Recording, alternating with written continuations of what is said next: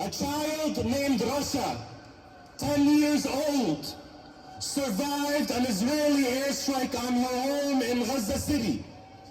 Her and her brother Ahmed, who is only a year older than her, miraculously survived with their family. At that time, Rasha decided, as a 10-year-old in Gaza, that it was time for her to write a will. Hi everyone, welcome back to my YouTube channel. I'm Amber Gatlin, an artist and actor and YouTuber, and today I wanted to tell you about my very first experience going to a New York City protest. I was a little bit nervous, especially when I got there and saw the crowd. It was a little rush of like, oh, this feels scary, this feels dangerous, but ultimately I had a really great experience and I just wanted to come on here and share it with you guys, hopefully to encourage more of you to go to protests or look into it, or maybe just be like a little less fearful in general, because this was a big one. This was a protest against the genocide happening in Gaza. Netanyahu is in New York City right now meeting with members of the UN, and we wanted to take that opportunity to express our anger and outrage against all the atrocities happening in Gaza. I did bring a friend with me who is a little more experienced at going to protests, and after the first 2 or 3 minutes or so, I started to feel more calm and safe. Everyone was giving each other enough space. There was no pushing or crowding going on. Everyone was just in their own space, listening to the speakers, chanting along with their signs, and just gathered together to support one another in this cause that is so very important. I've been seeing starving children on my Instagram feed for about 2 years, give or take, and people suffering and dying, and in this globalized society where we all have such access to each other's lives and information, we can't really be expected to, be okay with it in the way that I think in the past it might have felt a little less real to talk about the wars and the atrocities going on in places that are across the world, but across the world isn't so far anymore. So I've just been seeing so many people suffering and feeling like I wanted to do more to help, and this is a very small step, but I think it's an important one. While we were marching down the street, there were a lot of people on the sides of the street cheering us on, waving, holding up a fist in solidarity. Not everyone was doing that. A lot of people were just watching. There was this one guy holding up a really tiny Israel flag. I was like, oh, that's weird. But yeah, it was generally felt like the city was behind us. There was law enforcement blocking off the street. And there wasn't any altercations, there wasn't any trouble with the police or anything, which was great, because I did have some fears around that because of what you see on the news and things.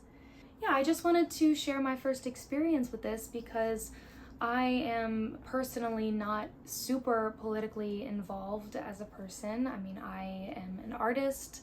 I like to create art that expresses humanity and warmth and joy and things that can't really be explained with words.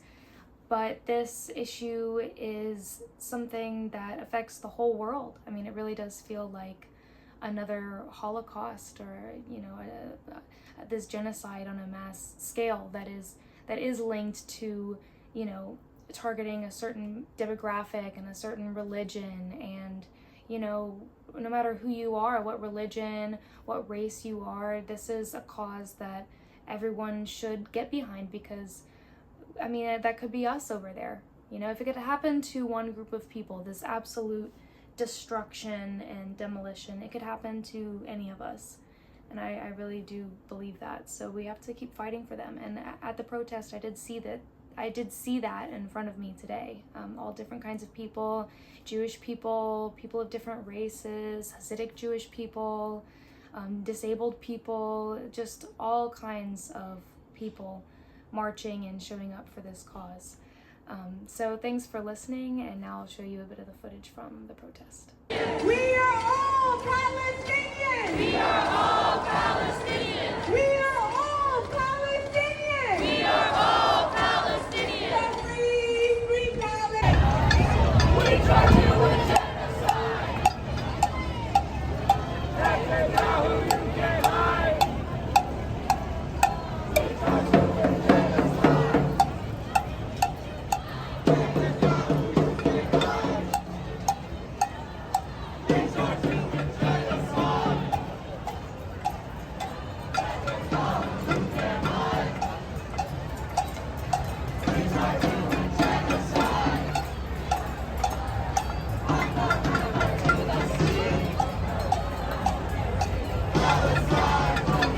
To target a hospital in Gaza. This is not the second time. It is not the third time. Unfortunately, the Israeli military would like to normalize attacking hospitals and doctors and nurses and ambulances and paramedics. So to my colleagues in Shifa Hospital, in the emergency department right now, I want to send a message here from the headquarters of the United Nations in New York City. We are with you. We stand in solidarity with you.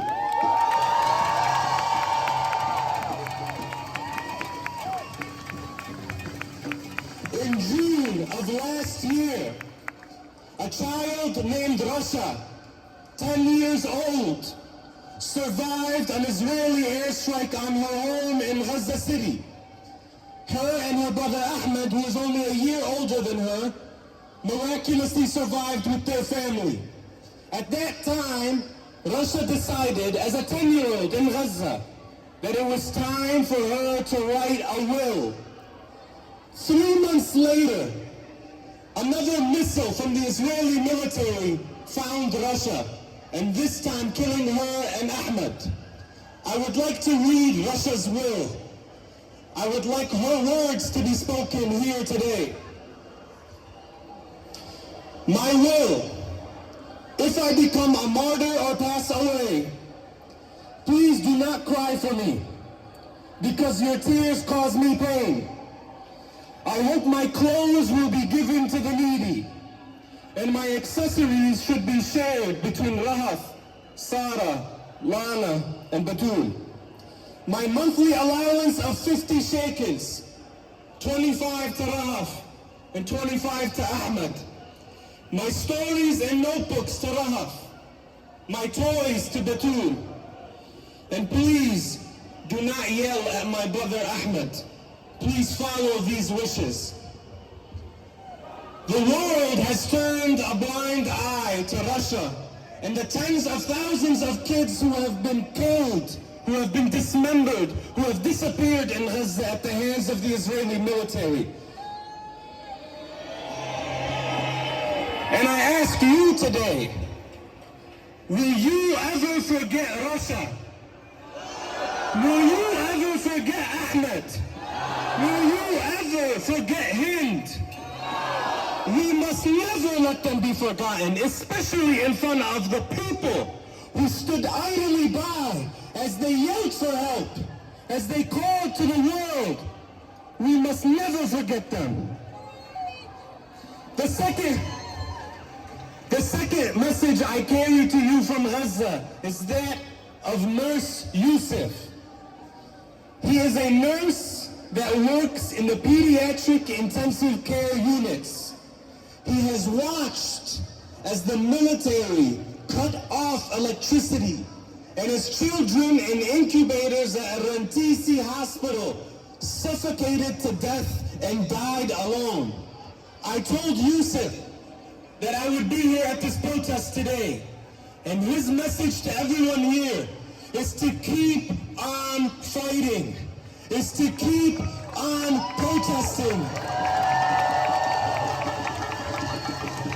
They have no hope in any international body. They have no hope in any world government. They have no hope that politicians will stand on the right side of history. But Yusuf told me that it brings them hope when they see us fill the streets, when they see us chanting free, free Palestine. And the final thing I will say is a remembrance of all of the journalists, the truth tellers that have been slaughtered in this process. We know about Anas, we know about Muhammad, we know about Ismail, we know about all of the journalists that have perished. And I do want to mention the story of Muhammad Kareka, one of the journalists that was struck in a tent in front of Shifa Hospital, along with Anas and his colleague. One thing I want to mention about Anas, about Muhammad, that still disturbs me to this day, and I will share it with you so you can mention his story, is that months earlier his home had been targeted, and he is an only child. His father had passed away long ago. It was only him and his mother. And he remembers hearing the news because he was reporting live at the time in the line of duty, and showing up to Shifa Hospital looking for his mother.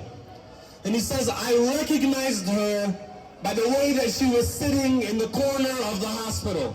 I recognized the way that she would sit.